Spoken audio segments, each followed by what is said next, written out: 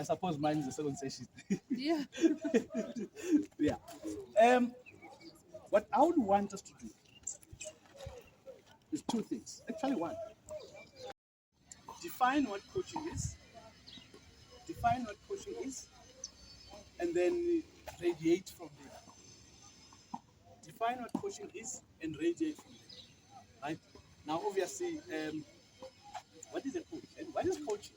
It's not coaching. I've got a very good story to tell about coaching. What is coaching? How do you define coaching? Maybe before you define coaching, let me tell you the story. I'll take a story from the neighborhood, right?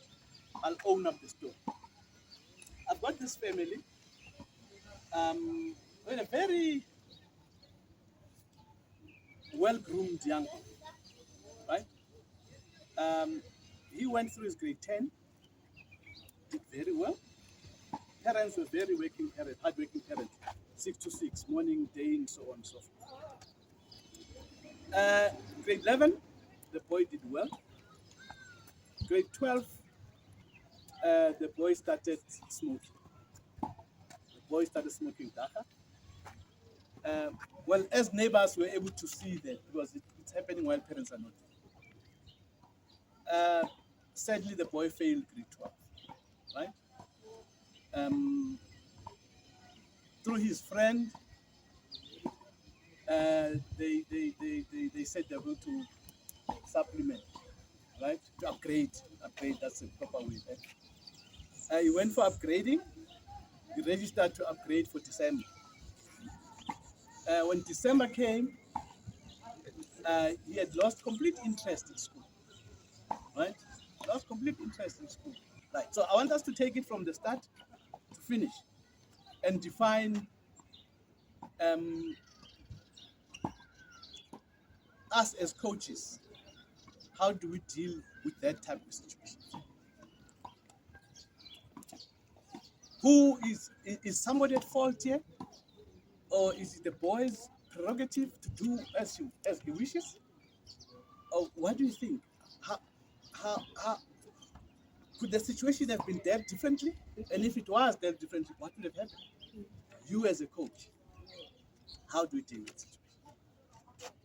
No, there's no wrong or right answer. I think as a teacher, you take on many roles. You're not just teaching curriculum. Yes. You're focusing on the image of the child, and that child as a whole has many aspects to them. They've got their personal life, their home life, their life in sport, and it's your responsibility to do check-ins with them and be like, how are you mentally? How are you in schoolwork? How is the sport impacting you? Is it taking away from your academics? Do you need to take a break? So just as a teacher, you take on many different roles. I think we studied that in varsity. Like, you don't just focus on one aspect of the child, you look at them as a whole. So I feel like if there was intervention from a coach or a teacher or someone who that child looks up to, that could have been avoided. They tend to step up, especially the troubled ones. It's sort of like now they have something to be proud of, something that's their responsibility. And I think as a coach or a teacher, what you can do is see where they are and then sort of pull them in to pull themselves out of the rut. So make them the captain, make them in charge of maybe equipment, taking it down, making sure everything's laid out, pull them in as part of the planning. That would be my approach. So if I take the parent as the coach, right, and the kid as a player, who did what? Okay, I'm trying to avoid using the word who was wrong, who was right. Who did what, where, how could that have been done? I think again in that situation, if we look at the parent as the coach and the player as the child, the coach should have advised or stepped in to help him re-strategize, to see, listen, this is your final year, you have to focus. I think that was the role of the parent or the coach. Yeah. Okay, from my side, I think the parent as a coach was not available.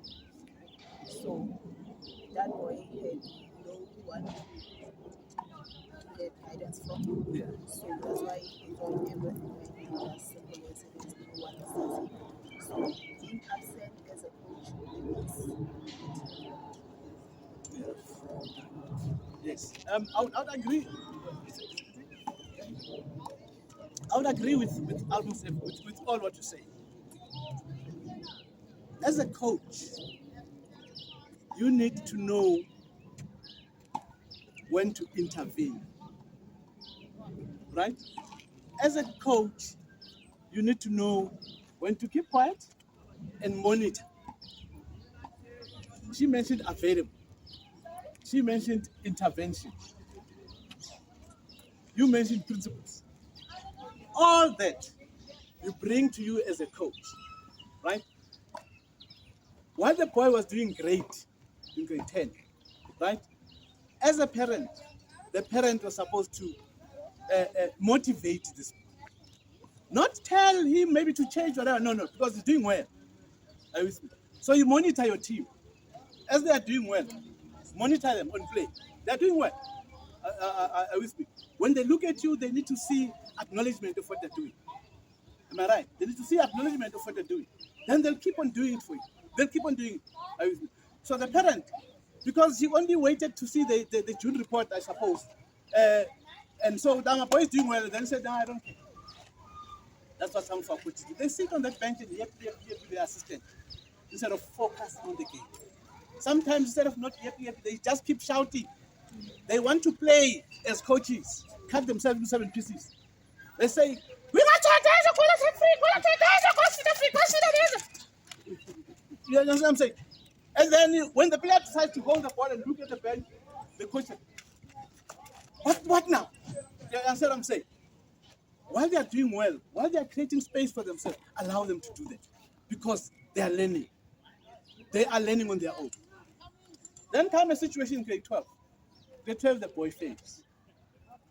The team has lost. Then you go shouting to the dressing room. Are you with me? Yet, if you were monitoring the process of this boy, you would pick up that the boy now is struggling. And then you do your intervention. Hence, as a coach, it's important to know when to intervene in your team as it plays. Not at any just point, just jump in and say whatever you say. Or for the sake of saying. It's okay to be quiet. It's okay. You're a coach. You're monitoring. The processes are going very well. It's okay to be quiet.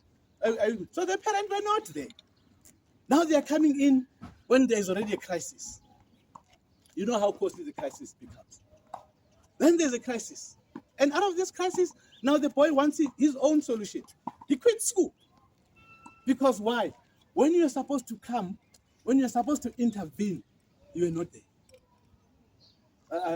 When your corner tech was struggling in that second, right? When she was struggling to shoot, you know he can shoot. You know he can shoot everywhere, but on that particular day, he's not shooting. He needs you. But not to scream at him, but he needs you to say, come down, it's coming, it's gonna come. Just, you want to drive that extrinsic motivation to come to that. He'll take that one shot that will bring him back in the game. And like I said before, every time the player takes a shot, there's somewhere where he turns his eyes and look to seek acknowledgement. So when this boy turned, the mother was not there or the father was not there. Then he chose his route. By the time the parent decides to do intervention, the boy is already out of the picture. He's no longer interested. That's why he'll say, but where were you when I needed you? So as a coach, those are the key dynamics. Know when to intervene. It's okay to be quiet. And what is coaching? Coaching for me, right? What do you say coaching is? You said? I know we systematically say you're a coach, you're a mother, a coach, you're a father, you're a teacher, but what is it? What is it? It's an organized provision of assistance. It's an organized provision of assistance because you want this person to achieve something at the end of the day. So my session will focus on the organized part of the assistance. Are you with me? You can't assist if you don't have a plan. You can't assist if you don't have a plan. That's why you end up going to a session and yappy the whole 45 minutes. And you say, okay, guys, just play about 2 minutes, and then it's a session off. Do you understand what I'm saying? So you have to be in that situation. I've given you all this.